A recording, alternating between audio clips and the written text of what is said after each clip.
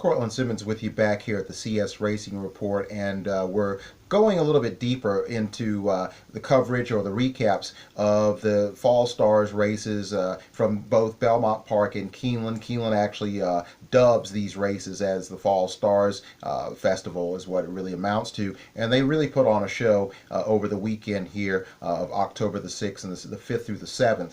Just a lot of great races, and we've delved into the Belmont section, focusing on the colts with the Champagne Stakes and the Belmont Futurity, which has now been switched from being a traditional graded race, grade 1, grade 2 event on the dirt to the lawn, and we covered those two races, one by Complexity and Uncle Benny respectively. But now we're getting into what was really a very, very entertaining and interesting group of horses that came out of the Dixiana Bourbon, grade 3 on the turf at 1.16 miles. In 2018, what was interesting out of the Breeders Cup Juvenile, a lot of those horses transitioned from the grass to the dirt and got on the Derby trail and accumulated some significant points. Among those horses, Flame Away, Catholic Boy had come off the turf, and he was trying to prove himself before the nosebleed in the Florida Derby that derailed his chances to be a major player in the Triple Crown races. So it'll be very interesting based on the results that came out of this 2018 Dixiana Bourbon and subsequently the Breeders' Cup Juvenile as well, as to what impact these horses may have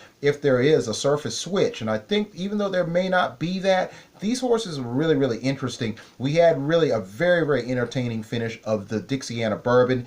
It was a photo finish that went on. It sort of reminds you a little bit of the 2003 Breeders' Cup Turf between Johar and High Chaparral that went on for about 14 minutes. And a lot of the broadcasters, in the midst of trying to figure out who may have won this race, looking at the angles from varying views, that it could be a dead heat. And that's kind of the feeling it almost got when looking at this race initially. Some people thought that the winner got up. Some people thought the middle horse or the horse on the inside on the rail. In the end, it was Current, trained by Todd Pletcher, a son of Curlin, won it by a nose over Henley's Joy out of the Mike Maker barn, another protege of Wayne Lucas, like Todd Pletcher.